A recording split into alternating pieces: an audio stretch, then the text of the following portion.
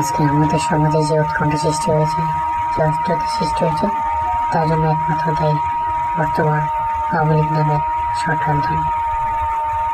তাদের ব্যর্থ প্রচেষ্টা, তাদের উপরিবার অংশে জনগণের উপর তারা যেভাবে গণতান্ত্রিকের নামে রাজতন্ত্রের মতো এবং স্বৈরাচারী ভাবে অবলম্বন করেছে, যে একটা অবস্থান নিয়ে তারা দাঁড়িয়ে আছে, সেটা আসলে জনগণ মন থেকে ভালো পাচ্ছে না।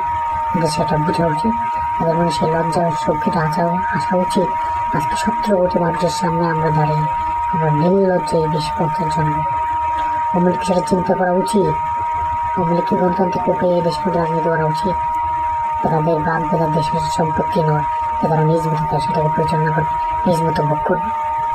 সে তাও জনগণকে বিরুদ্ধে যেত, তারা যদি জনগণের কিছু করতো, জনগণের পাশে দাঁড়াতো।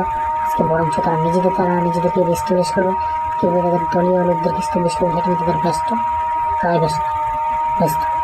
তাদেরকে নিয়ে কথা বলার মতো আসলে কী বলে, আসলে মনোবক্তাদেরকে নিয়ে আলোচনা করতে গিয়ে নির্লজ্জতা বইয়ে প্রকাশ ঘটে।